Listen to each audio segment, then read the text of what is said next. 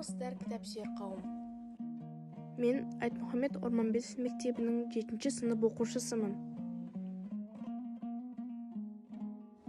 Ілияс Жансүгіров, қазақ әдебиетінің ірі өкілдерінің бірі.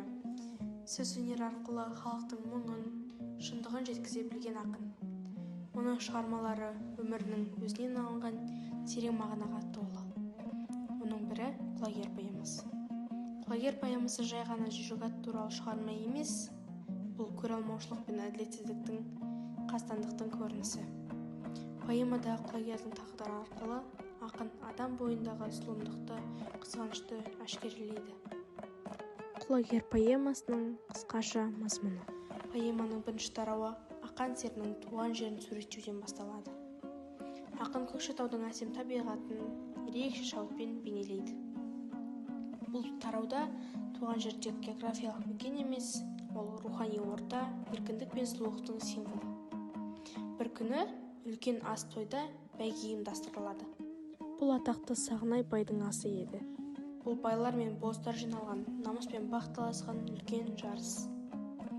Бәйгеге жер-жерден 1300 сәйгүлік келеді. Кейбіреулер қызғаныштан құлагерді даттап, ал кейбіреулер мақтап жатады. Құлагер бәйгеге қосылады. Жарыс кезінде 1300 аттан 4 ат суырылып шығады. Ол 4 сәйгүліктің ішінде құлагер де бар еді. Құлагер қара үзіп алға шығады. Бірақ құлагер сол жерде мерт болады. Атының ажалына арқасы қайысқан ақан аяқ астынан суырып салып ән шығарады. Поэмада ақанның қайғысы, жалғыздық күйі терең суреттеледі.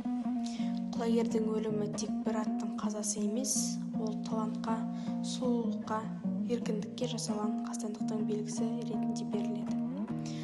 Ақын қастандықты Батыраштың адамдары жасағанын меңзейді.